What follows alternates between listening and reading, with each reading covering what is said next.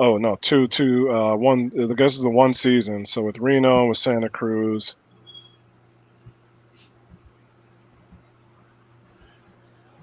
Yeah, I don't know. I see stats. Pardon me. It's gonna be hard. You know, he just burped on YouTube. Oh, I know. I don't care, man. Oh, I don't care. I don't care, man. All right, ladies and gentlemen. Once again, the song we are RegalRadio.com and War Media presents the Running with War show featuring Chris Pennant and Drew Stevens, two of our runners supreme.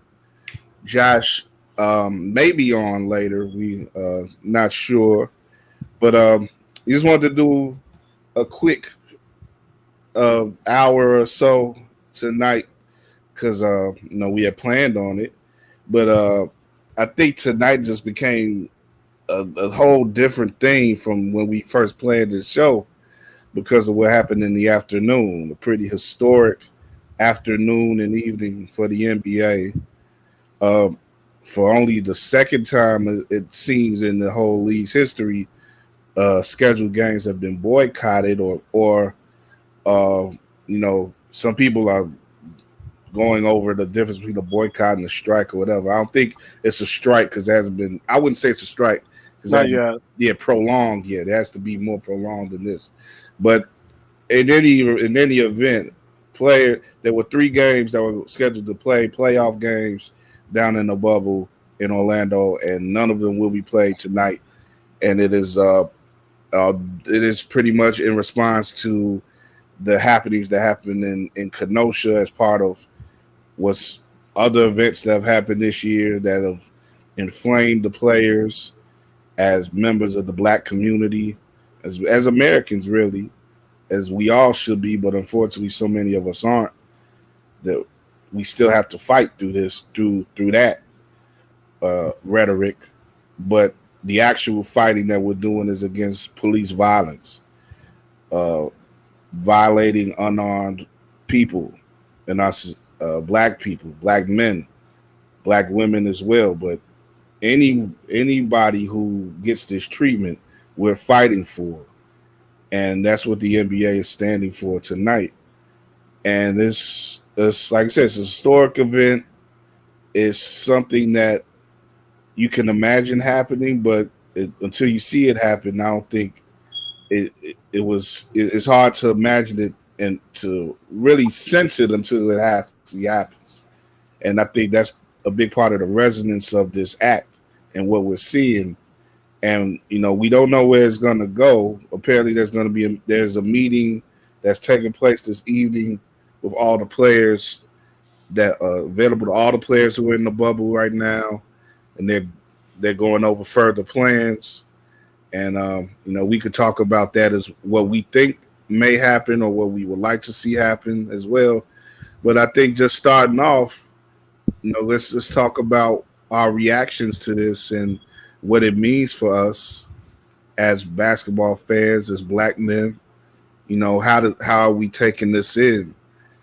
This is an NBA, a pro basketball podcast, I should say. I try to always make that explicit, pro basketball. So that means women as well.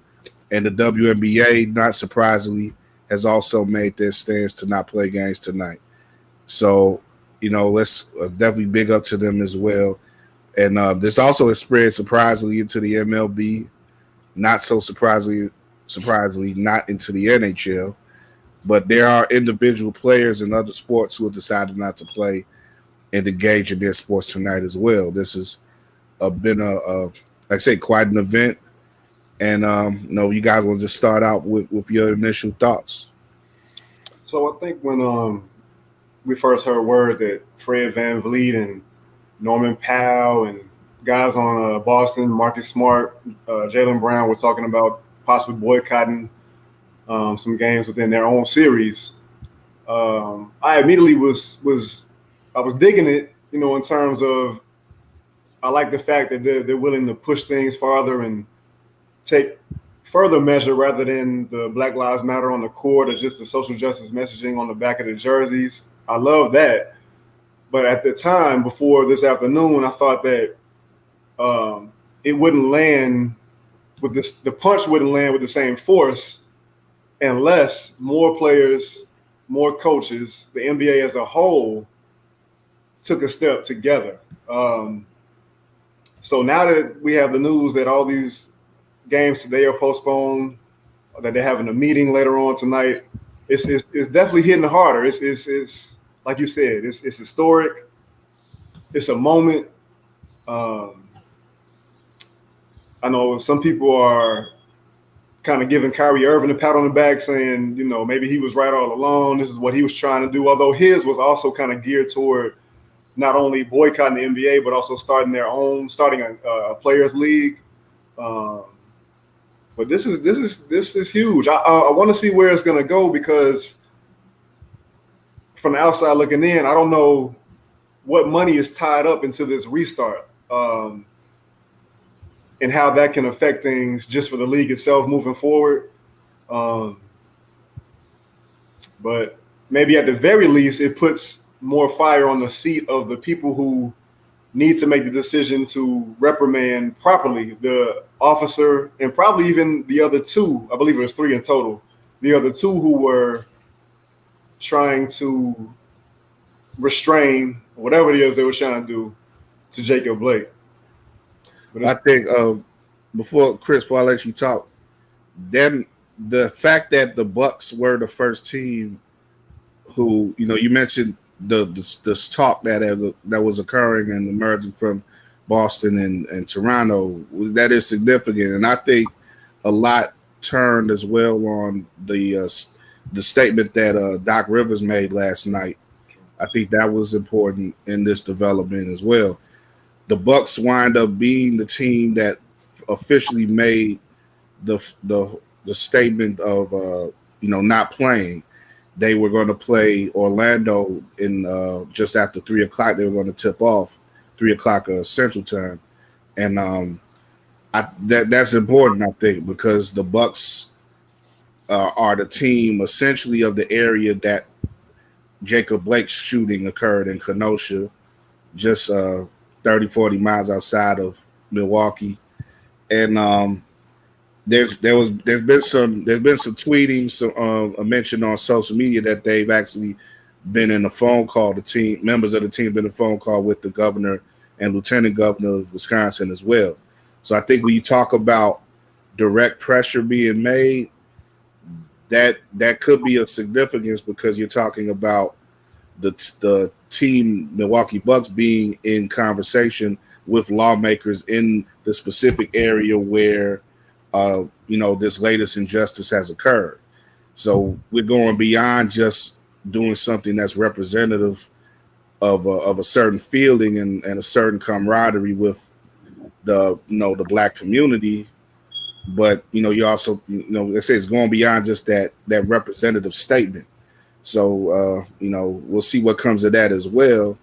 But it does, like I say, it is of some significance that goes beyond just the average kneeling or the stitching of phrases on a jersey or painting Black Lives Matter on the court. One more thing, Chris. Just think about this. Think about how it became so trendy or PC to kneel or to wear a Black Lives Matter shirt, that we started to look at people who weren't doing that. That was taboo now. So it's just crazy the span of time and the events that have transpired. Well, yeah, you get into a certain point of trendiness, and I think I don't want to derail our discussion, but I think I've had issues with certain ways that certain messages have people have tried to get things across in certain ways over the past few months, and I think Breonna Taylor in particular is. With Breonna Taylor, that's been particularly an issue, to the point where certain things become meme-like or really memes, you could say, full out. And I think they lose power that way, and they become just another thing that people get caught up on the internet.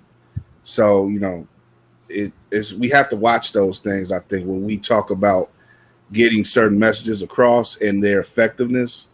You know, at certain points, things happen because of calls and moves that nobody sees.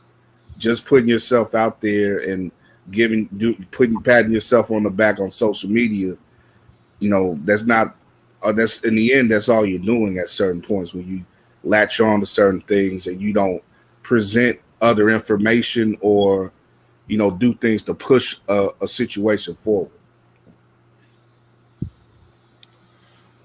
Yeah, I agree with that. It's hard to focus. I'm sorry, it's a little hard to focus with everything that's going on today. It's weird too because this should feel like a victory, right? Especially for somebody who's moved so far left socially and politically as I have.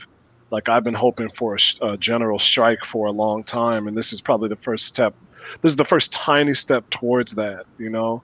Yeah. Um, Chris, from Chris, can explain yourself more to those who haven't followed you online because you have been pretty staunch, and I want to say because of the way you feel, I appreciate the way that you've been able to be a part of what we do, and you know because what we do is really a byproduct of what's been the games that are being played, and you don't have to engage with us as well as engage with anything that's happening on the sports side. So I just say I appreciate you being a part of what we do. But you know, if you just want to explain in general your general stance in regards to games being played right now. So when we came together on when we started doing the running with war back in the springtime, I was honestly hoping that leagues wouldn't play one because it was dangerous, and then after George Floyd was killed by police, and then I mean Breonna Taylor was killed by police before that. It was a month or two before that in February. I was hoping that players would find it within themselves to decide not to play because that would force people to pay attention to what was going on, what they had to say, rather than what they were doing on the court. People wouldn't get swallowed up in stats and numbers and games. And to the players' credit, I want to say this. To the players' credit, it's been really they've taken it upon themselves to keep the focus on those larger issues, both in Yeah, the WNBA and in the MNBA on the men's side. They've taken it upon themselves to do that. The National Women's Soccer League, Major League Soccer, they tried to do that. They really tried. The problem is that the people who the message wasn't for the people who already knew, like us, like Joshua isn't here, like us, like the media people that we know. That message wasn't for us. It was for the people who were in the middle, who were still kind of wavering on, like, well, was this right or was this wrong? He had a criminal record, or the people who were just staunch defenders on the complete other side. And those people still, some people are moving. Shout out to my guy down in Peoria, Mike, who I argued with about Michael Brown back in the day, and who now has really moved on to this side. But very few Mikes out there who know what's good. So that's why I feel like this is big. One, just socially, when you take away the actual labor, when you take away the product, when the people who are creating the product decide that they're going to stop.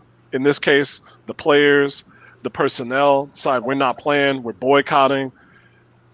Then one, the audience has to look up, and the people who benefit from that product, they have to pay attention.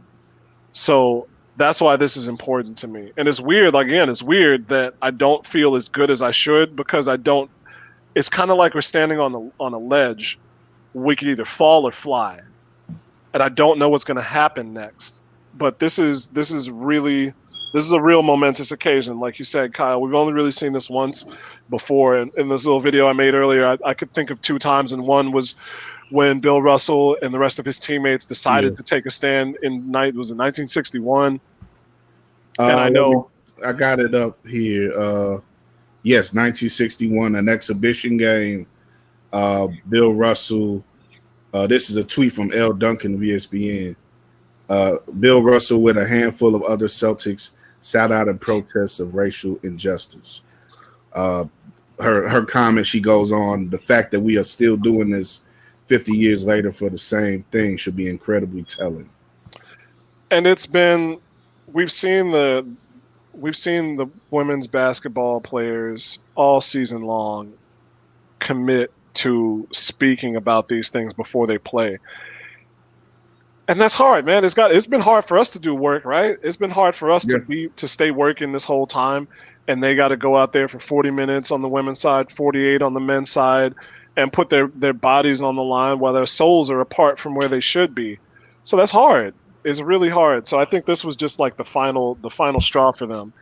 So and, and it's not a strike look, yet. My fault. My fault. It's not a strike yet, but I'm hoping. I'm hoping that it becomes one. I really am. I wouldn't mind seeing these seasons not finish. I think it's more important now. yeah, and it's you mentioned just how it's been tough. It's been tough on the average black person, I believe, going through these things back to back to back. This has already been a harrowing time just to be in America.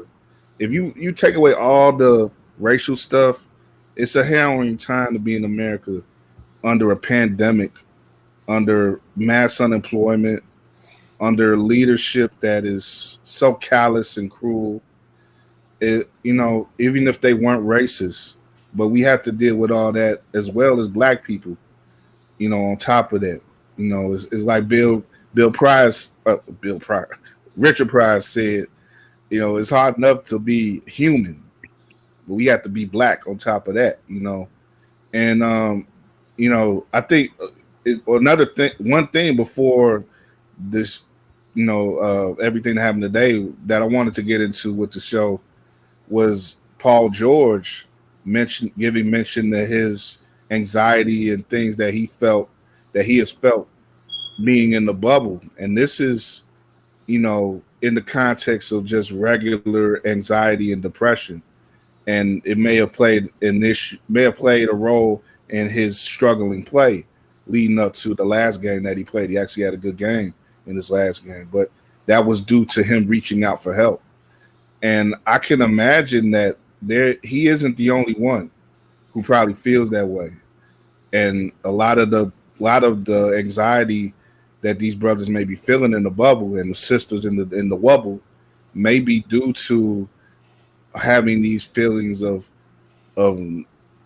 not being in control of their fate as black people, and wanting maybe to be out and do things in the greater world that can help affect change. And I applaud the movement that's happening. I applaud any type of movement that these men and women make makes that that makes them reveal. I mean, that helps them get in touch with what they're really feeling right now, and that is revelatory to their true motivations right now. And if they don't want to, I was a person at the beginning of all this, and it kind of came down. We kind of talked about this on earlier shows.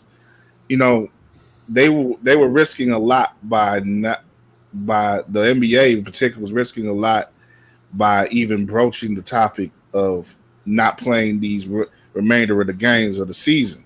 There's a lot of money that's on the line.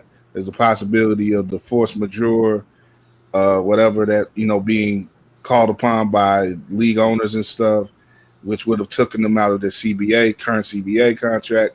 And I was thinking like maybe that's not a no for them in their industry. They should keep that steady in order for them to allow themselves to do good for others. And they can do things within their platform that they're going to have that'll be effective in the context of them being athletes and NBA players and whatnot. And really, for the most part, you can say that they've done that. Like Chris, you giving them the props, you give the WNBA the props for being who they are and live and not they've relied on slogans and stuff for a lot of it, but they've been real. They've been real in press conferences. They've been real with the media. They've been real with whatever chance they get. They've been real with the public in regards to what they want and what they feel. But at some point, you get when you start to see these things happen still within the season that you're playing, when you think you're pushing along, you think you're helping advance things, and you see this happen again. There's is a breaking point that occurs, and I think we've reached that breaking point. And if it means that we don't play any more NBA games for 2020, then that's just the price that we have to pay as a society, because we don't deserve any type of distraction. We don't deserve any type of play. No, we don't really deserve what they're giving us on any level. And it's like I said, I'm just riding. I'm riding with them. Whatever they choose to do after these meetings tonight, I'm riding with them. Yeah, I can't say any more than that, man. It's weird that the White Sox played today. Not to say that they Well, they were in the afternoon game, and right, they and they ended early. you The know, Cubs are playing right now, and Hayward stepped away, and there's a lot of people are talking about why hasn't his team mobilized around him and rallied around him, I should say. And I think that's going to play out over the next day or so as well, as far as that decision they made. You see, Kenny Smith walked off the set. yeah, Yeah, Kenny Smith walked off on the inside the NBA. Said they did about a half hour. TNT was going to broadcast these games tonight, the last two at least, and they came on at about 5:30 and did a half hour. And within that time, Kenny walked off. I'm gonna play some clips during when for the podcast version of this. I'm gonna play some clips of statements that people made, and I'm gonna probably have a couple from that show. But yeah, it's I'm like again, I thank you guys for coming on with me. I feel in some ways like not wanting to do anything either. Like I feel tired. I feel confused, and I mean I just feel a lot of different things. it's confused, right? It's like it's a weird. How do you feel, Chris? It's like it's how do you can you word your stuff like Confused, man. yeah It's just been really confusing. Like I said, I should feel energized, but I think yeah there's just I was talking to somebody else about it, and it shouldn't feel like a weight, but it feels like that. It feels like the atmosphere is real heavy, like there's a lot more gravity on you than there should be, sure because like they had a meetup at Union Park tonight for everything that's going on, because BLM Chicago has been every single day, CTU has been every single day, and I was like, I should go there, I should be there for that. And I didn't want to miss this because I know what we do is important. When we do in these moments is important. Um, but I don't. It's hard. There's something like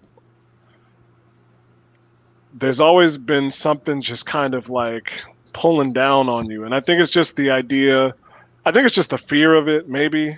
Just as soon as I think about it, I think about not only the fact that the police did this to this dude, but then this kid from Antioch who backed the police went yeah up there with his gun and shot two people, and police just let him walk. They let him walk, man. yeah yeah Like how many times has the little thing gone off at the store because the tag that you had at TJ Maxx was still on the clothes, and they were like, "Hey man, hold on a second, yo, you got everything on this receipt at Costco? Did you buy all this?" And they let this dude walk through the lines with a rifle. So it's hard to deal with, and it's hard to comprehend. So I think that's what it is. It's very weighty, and that kind of is, you can't really have, it's hard to have joy in this atmosphere that's not tempered by something, even if there's something joyous. Like Cheryl Reeve, the Minnesota coach, one of their best players was out for a while, because I believe she was she was pregnant. She just had her son a couple weeks ago, so they just got Odyssey Sims back. And I just was scrolling through Twitter, and they had a press conference. I think every coach had the typical either pregame or their daily press conference media session. And she said she was talking about Cheryl Reed was talking about what kind of world Odyssey Sims' son was going to have to grow up in. Mm. It's like what Chris Webber said on TNT earlier, and I know Chris Webber gets a lot of flack for his over analysis, like he gets real breathless. But tonight was the best thing I've ever heard Chris Webber say, and it wasn't performative. It wasn't. It wasn't television for television's sake. He was being real about it. So I think is even. I think what we're feeling is that we know that there's so much work to be done. Yeah. If anything, like this is a start, but there's so much work to be done because you either got to change some minds or I don't know what the alternative is, man. You got to take those minds out of the equation somehow. You might have to get to the it just go back to that old saying with the Iraqi war that from about 15 years ago, talking about changing hearts and minds, and you know a lot of hearts. I think we got to get to the heart for a lot of people too, and it's amazing how effective that is when you put famous people on TV and have them be real. You know, for some people, that's what they need. It ain't enough for people like us to just come out and say how tiring it is to live these lives that we lead and feel the things that we have to feel whenever we hear of stories like Jacob Blake's. But if you put a Chris Webber in front of somebody, maybe it's more effective because they loved Chris Webber at Michigan, or they loved him with Sacramento or Washington when he was playing for them. It just means more. And there was a series of people making statements on TNT and on NBA TV as well. Because that's what I was first watching when the announcements were made for the Orlando Milwaukee game, because that's where they were airing on NBA TV, and they were just reeling out everybody: Sam Mitchell, Isaiah Thomas, and all these brothers had different ways that they approached the stuff, but they were all so engaging and earnest in what they were saying. And it's hard. I don't think you can watch that stuff and come away and be like, just feel the same way that you did. If you, even if you are against some of the things, or if you were the type to be like, well, that guy shouldn't have argued with the police. He should have respected the police. You got, at some point, your humanity's got to kick in, man, and it's got to be like, what is this all for?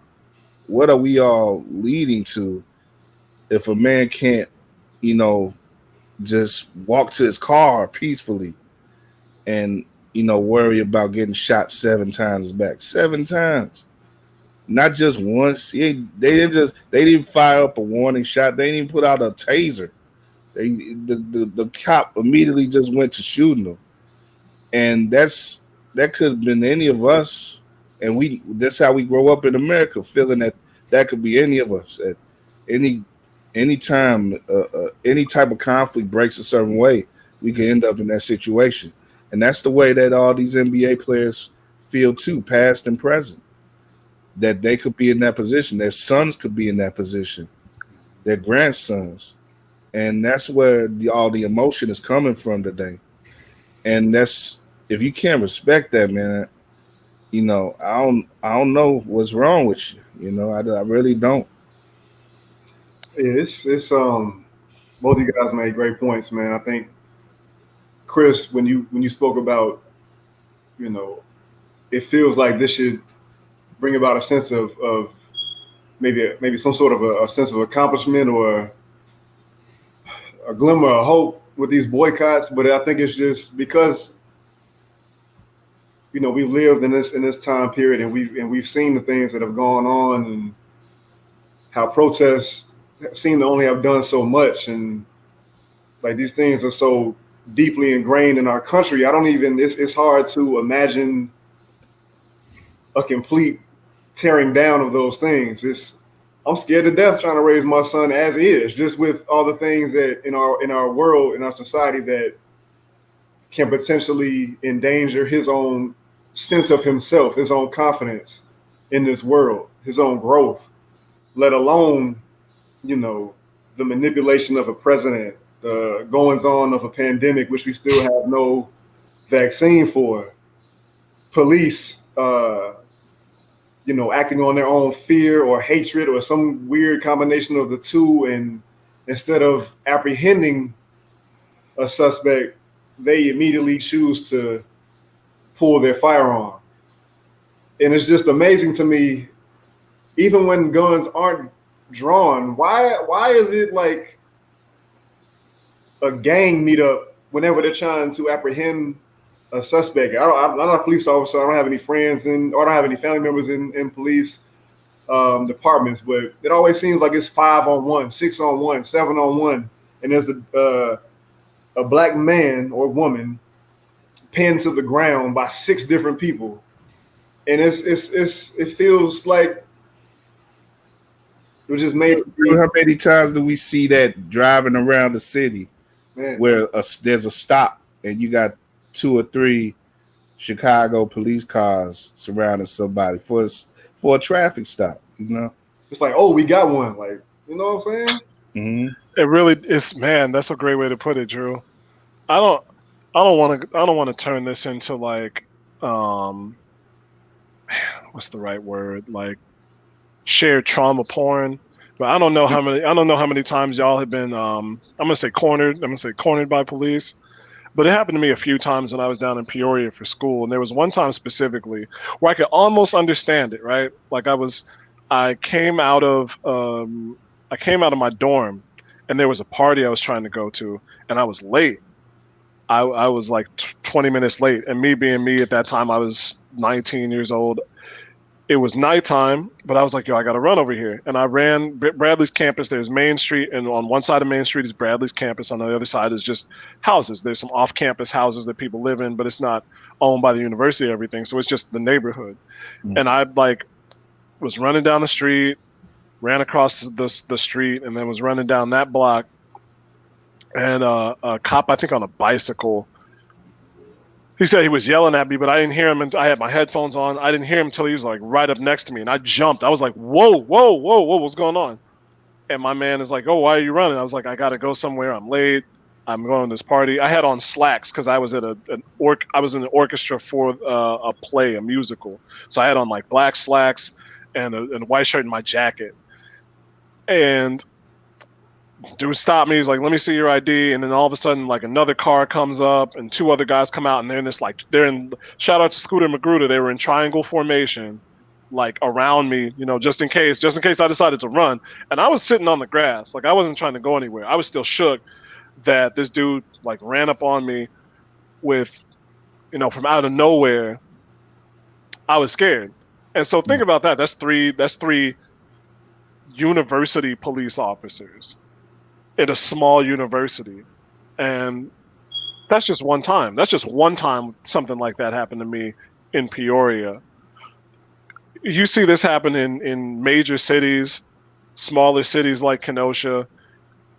It's like cats are just, I don't know if cats are scared or anything else, but that's the first thing that jumps to mind. When you need that many people to squad up on one person, you gotta be scared. Like you have to be scared. Yeah. And if these cats are living in fear, they need to be in another line of work. Yes.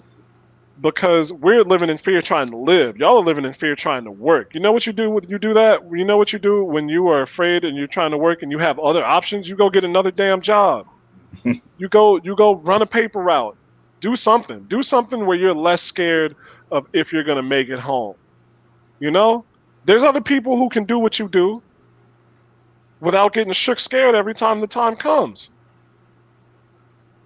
Doc said it very well. He's like, he was talking in the context of the Republicans and the hate that they spew, the vitriol that they spew. Like they so much of what they say is based on, and then it's really easy to see if you just think about it. They spark fear in their voting base because they want them to go out and vote for the bullshit that they want to get across in government.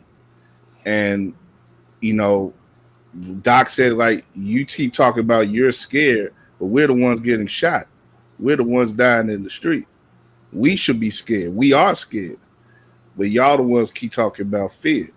And it's a basic irrationality that comes from that. I think it is expressed in police tactics and in the funding of police having uh military style equipment and the militarization overall of police in 15 towns of 15,000 getting equipment that was used in Iraq for what? And this is what people talk about when you talk about defunding the police. Why do you have equipment that could be used to invade a small country when you're just policing, at small towns, or you're bombarding little square block radiuses of black people who are committing petty crimes at most. The only murders that may occur in some of these, the only murders that may occur in a town like Kenosha is probably going to be the police shooting a black man. You Right. know, Like who's getting jammed up in Kenosha, man? you know, it's ridiculous, and it is, you know, it's just so much that doesn't work about what's going on now. I don't even know why you would want to fight.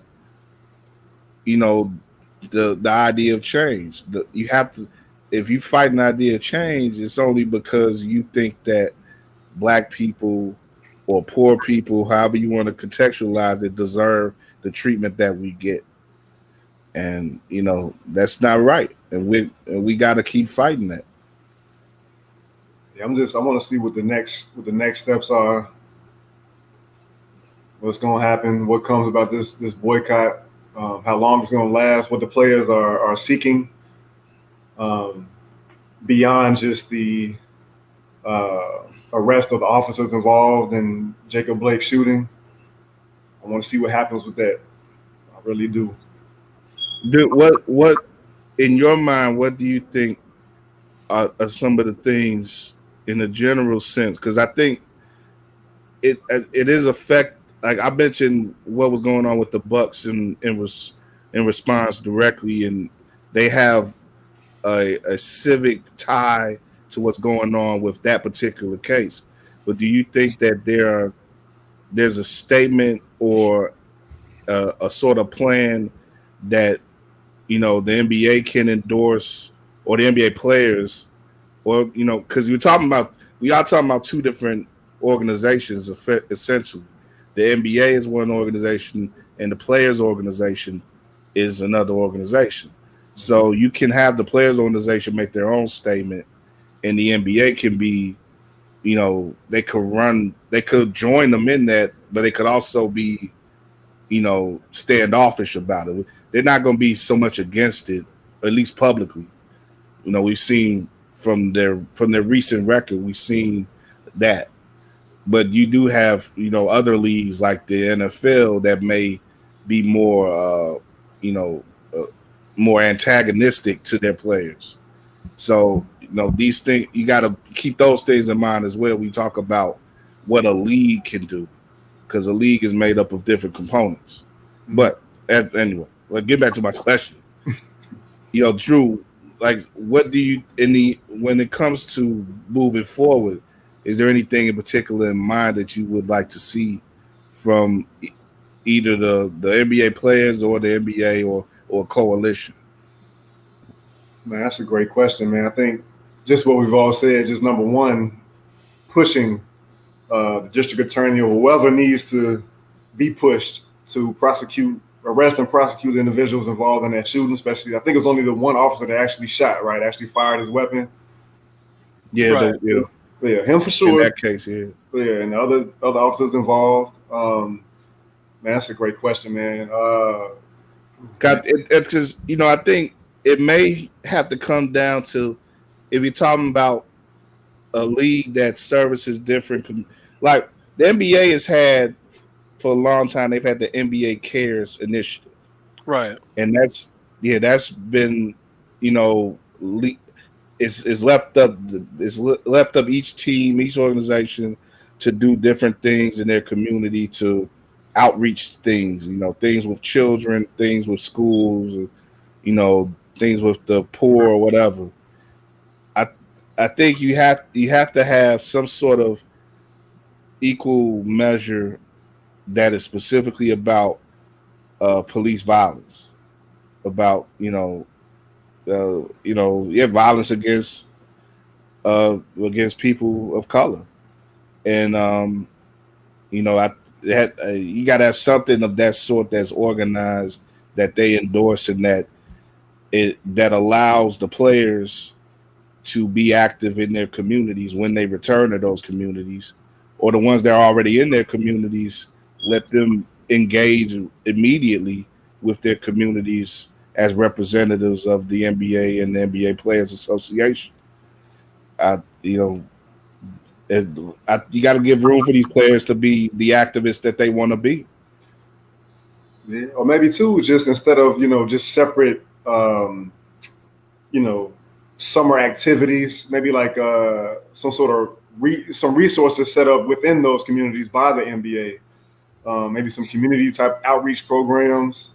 Um, Man, when I was a kid, I remember like officer friendly programs where the officers come into your school classroom and you know what I'm saying, introduce yourself, and it's kind of like a getting to know you type session. I can't even remember if the last time I ever remember hearing about them still doing that. I know times are much different now, but that could go a long way too when you're in We, front we of try to get the officer friendly out the schools now, man. right, right. Right.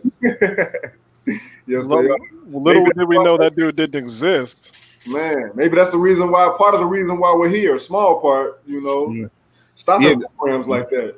you could you could say that's propaganda in a lot of ways, that they were trying to get into the kids' heads back in the day, with all that type of stuff. But I definitely in mentioning the CARES program, I think there is a sort of system that's in place to do things within each NBA community and spread it out to where, like you say, they can have these outreach programs, they can have these things that, and a lot of it too, because you're talking about in the end laws that may have to be changed and stuff enacted or changed. They may have to get into the whole advocacy game where and this is tricky because so much of that just comes to feeding money to politicians, and that's sort of a sickness that's in our system too. But if you want, but the best way to make politicians prioritize certain issues is to give them money, and we talk about money that is available, that the NBA has. Maybe they have to use some of that money to tell politics, instead of like doing things that teams normally do, like try to hustle to get new stadiums, or you know or get tax breaks and stuff. They got to put their money where their mouth is in regards to reforming policing and reforming you know these ills that plague the communities that support them so much and that give them life. It's not just about uh, you know, making your organization, having connections to the business leaders in your community, which they do so often with, the way that they serve rich people in skyboxes and stuff, and in the 100 level seats, and making sure that they have that they can get sponsors to sponsor their organizations. they have to do things monetarily that allow them to pick up the neighborhoods, the poor neighborhoods in the cities that they call home, and protect them from out of control law enforcement and the like as well. I mean, this might sound really random. I'm just thinking out loud now, but I wonder how many officers actually patrol in their own neighborhoods or communities. Not many, probably. Not many, no. I You think know, like most Chicago cops are from out northwest side.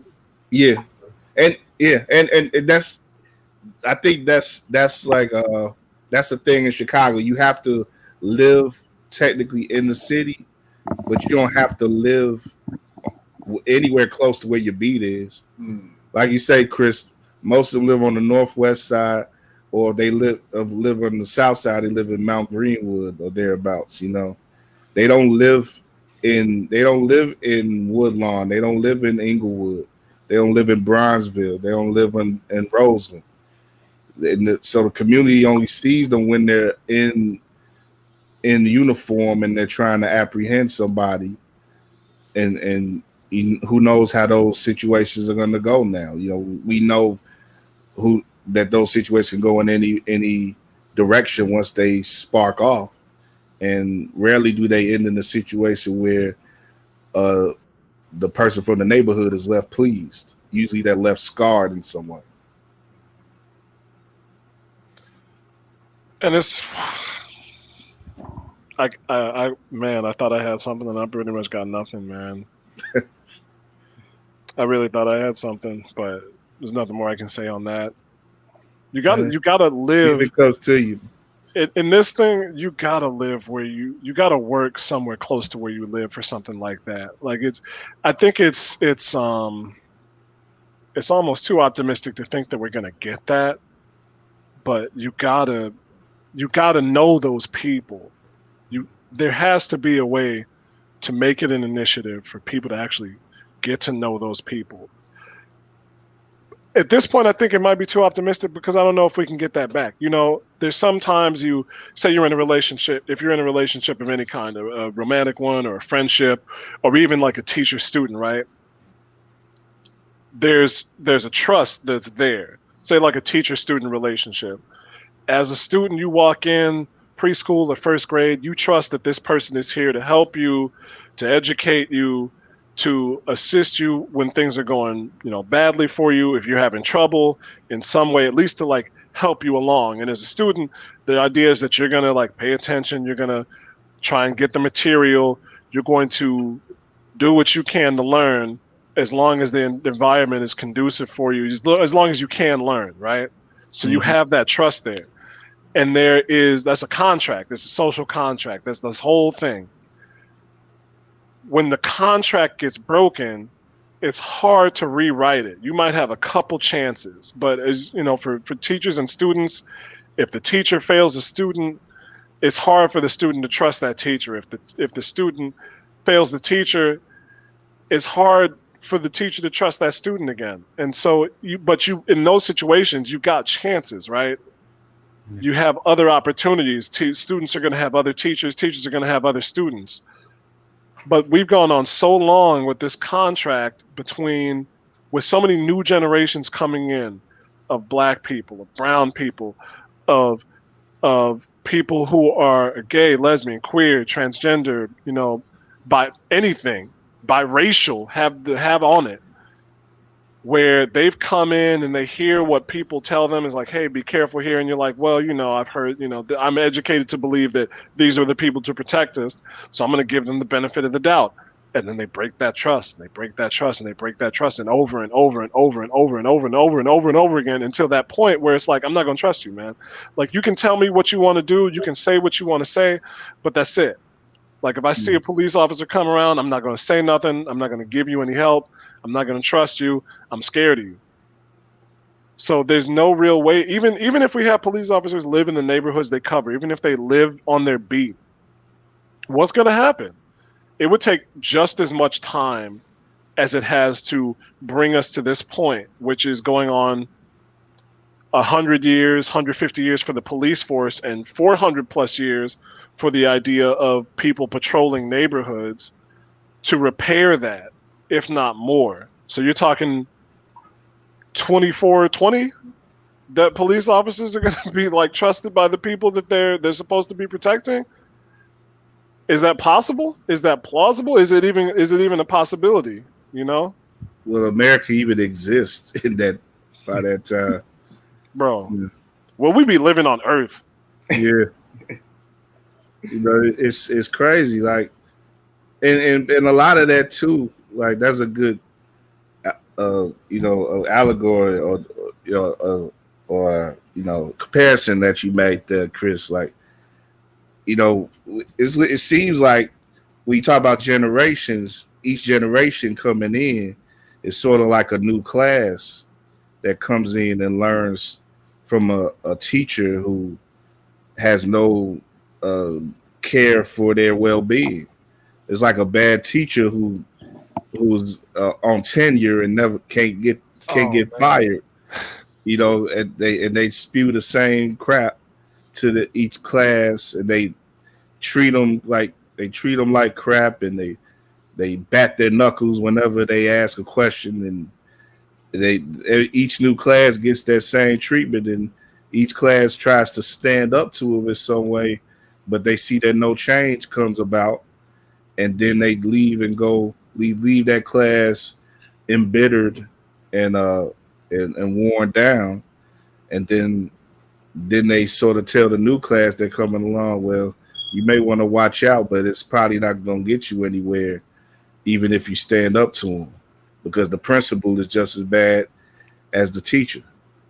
And yes, at some point we got to get the teacher out the paint. Get the teachers got to lose their job, and the principal got to lose them too. And we got to reform completely in some way. And nobody has no single person has the answer to all that, but as a community, we got to come together and figure that out. Because I don't know if how many kids I'm gonna have in this life, if any. But Drew, I know you do have a child, and whether you have a child or not, who wants to leave another class to figure out these horrible things that we've had to figure out in our lifetimes? We all were born into this society, and we had to figure.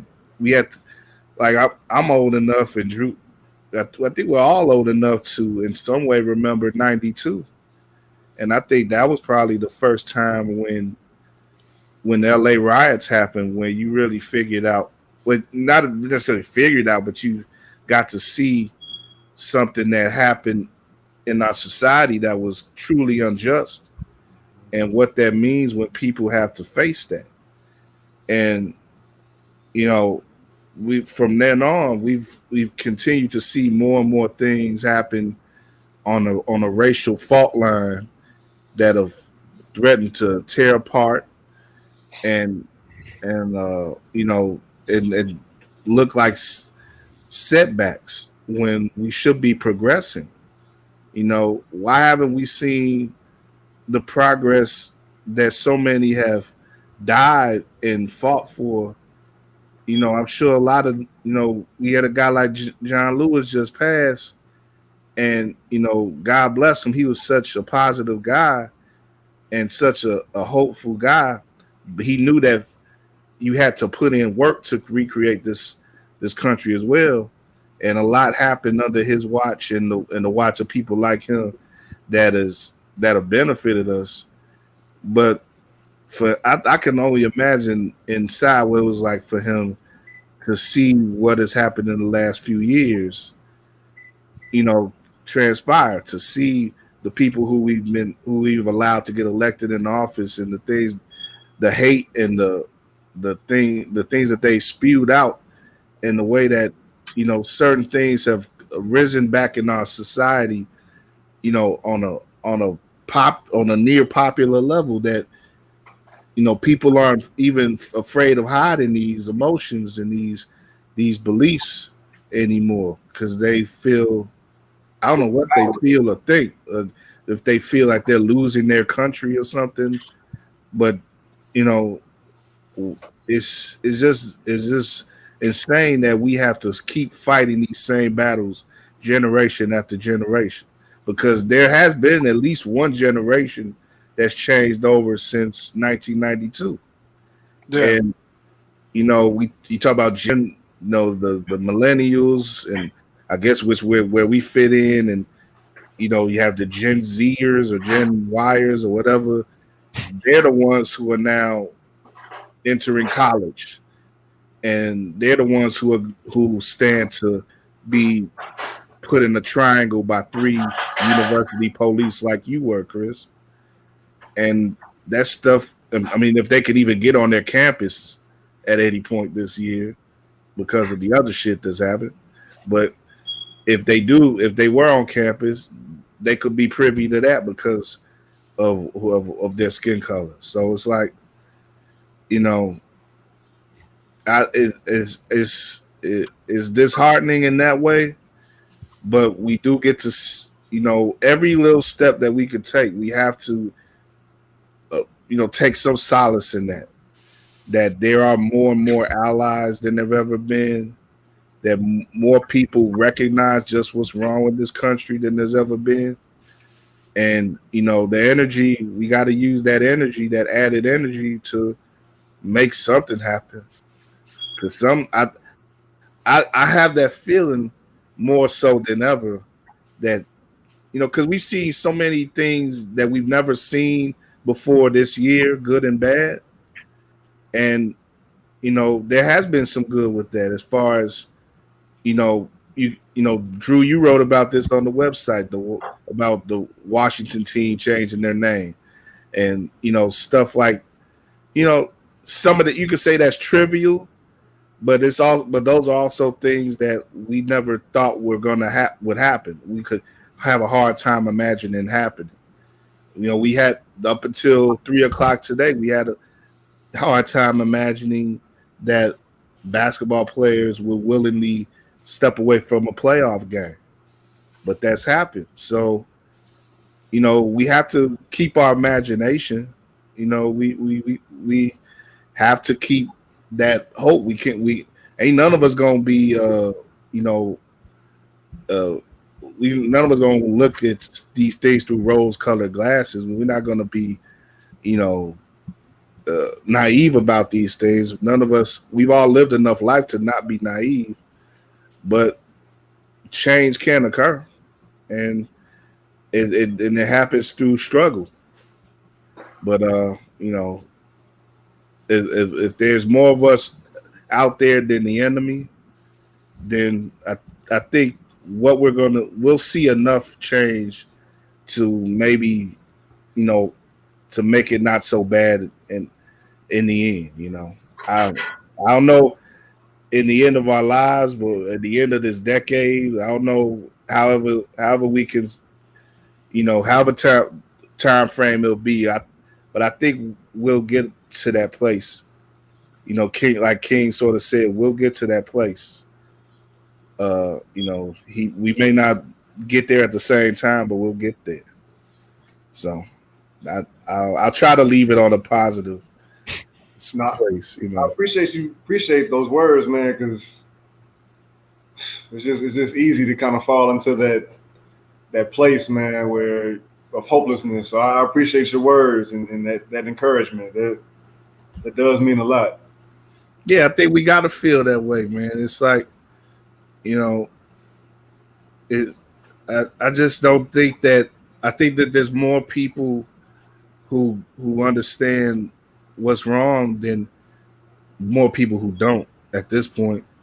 Like the continuing fight's going to be in making the people who have power feel that way, Mm-hmm. and making them work to do the things that we want and not the things that they want, and the people who they've typically felt felt that they had to work for. They got to work for us now. They can't work for the typical people who they've been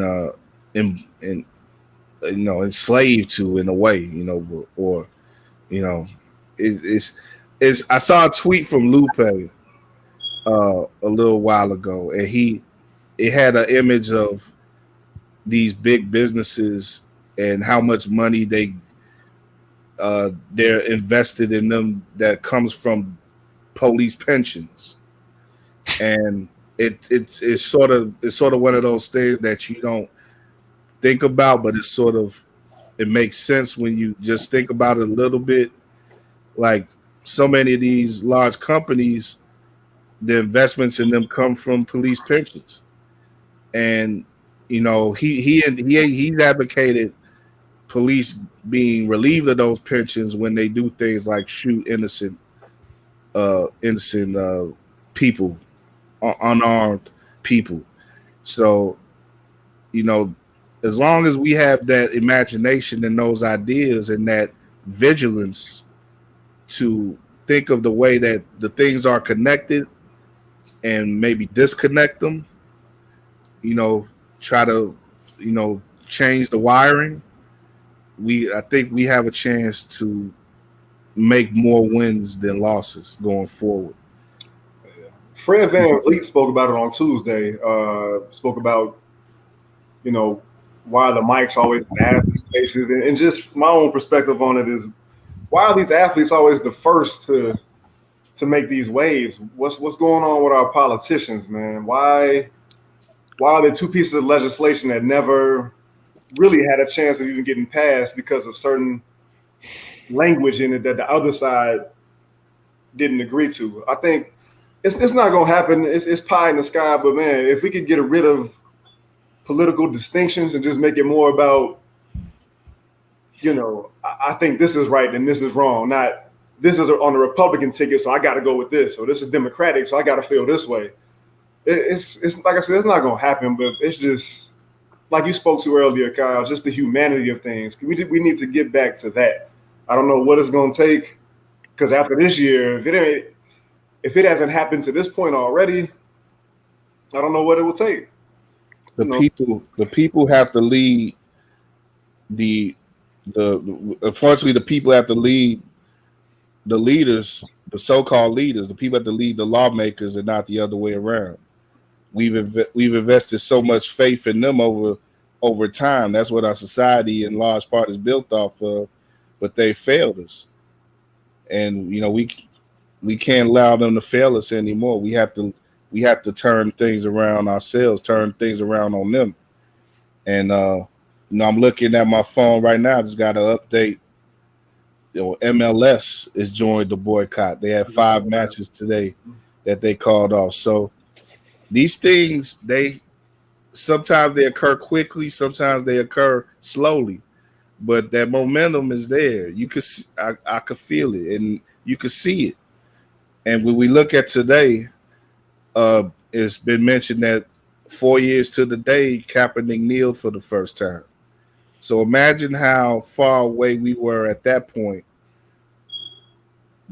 from where we are now.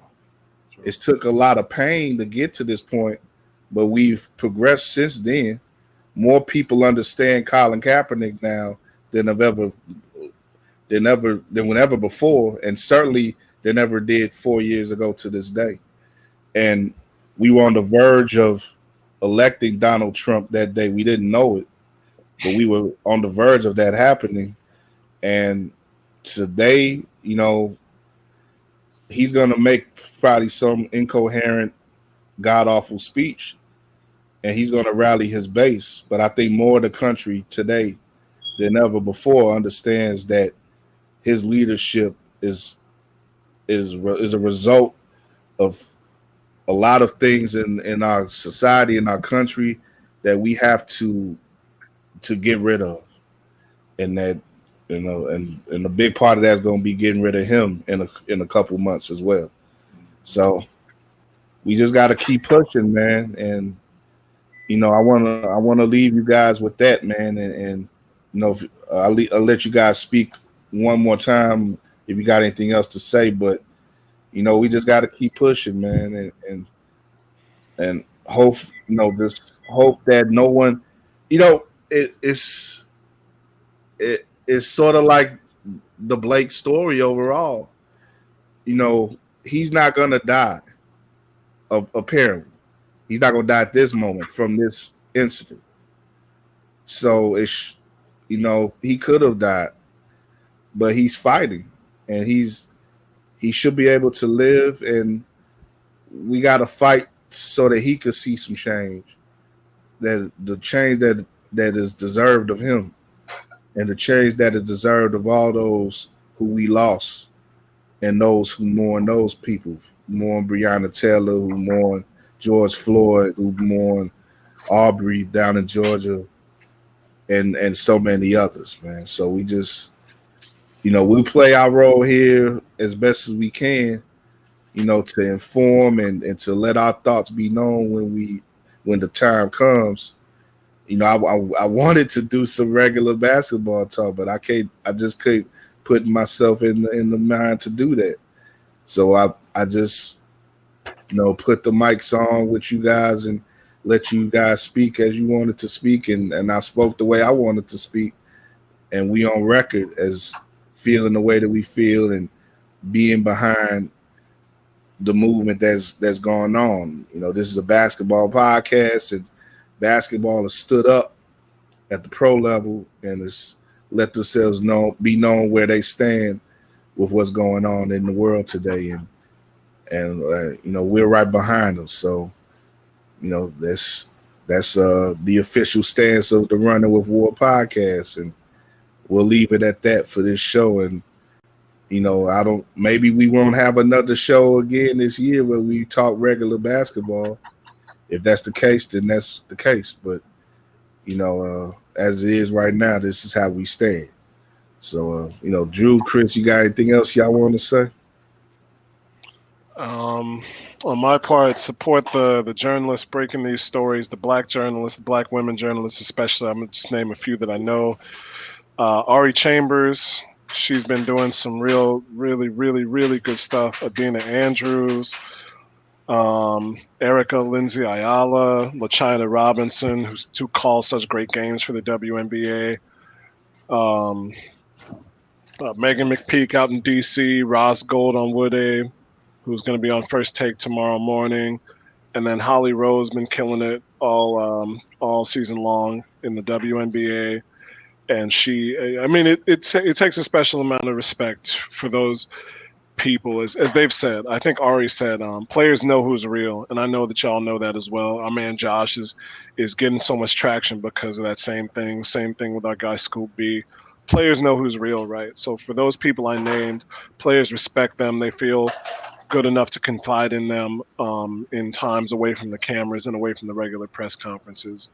And it's important that they broke a lot of this news that came out earlier today, that's come out all season. So, and they're having a tough time with it. Shakia Taylor, who I don't think we've had on the show, but she's been doing great work for baseball in Chicago and in MLB. And I've just seen a lot of people say they needed time, man. Like they had to go eat some ice cream or do something else, and I don't blame them. This is not water in this glass. You know what I'm saying? So, if you know those people, send them a message, send them something. If you don't know them, put in some work, man. The time has been on, but the time is definitively now. Put your money up where you can, put your time in where you can, because it's not just it can't be just the people like us who have to deal with the shit. It's the people who are got to be willing to jump in the shit with us and clear it out, or I guess in this case, throw the shit in some other people's faces so they understand what it's like. So Yeah. big ups to those women, big ups to those journalists who have been reporting throughout the weight of this and who are going to continue to do so. So many women hold us down for, through everything, good and bad, in the media and outside it, and in sports like the WNBA. So definitely respect that statement. Drew, you got anything else to say? I'll just add, man, I appreciate being on with you guys. I feel like we're in the middle of yet another storm. And I'm anxious to see what's going to come of it, what's going to happen. Man, I wish you two guys peace of mind, mental, physical. Anybody who watches this, just take care of your mental health, man. Take care of your chicken. Take Take care care of of your your mental. Right. yes. Yeah. It's so much out here Yeah, you did. that's lurking, man. So you gotta, like you said, you gotta get some ice cream, a couple shots of some liquor, read a book, take a walk, something, man. Whatever it is, man, it's gonna give you that exhale that you need in this tough time that we're in right now, man. I hope that you are able to do it. Yeah. Just take care of yourselves out here, man. Where you take care of your minds. If you need help with anything, if you need to reach out to someone, do so. If you just feel bad, you want to release, don't you don't have to feel like you're alone out here, because there's so many of us that feel the same way that you probably do, and just just just try to recognize, man, that there's value in all our lives, man, and if you know we can't keep going the way that we're going, man.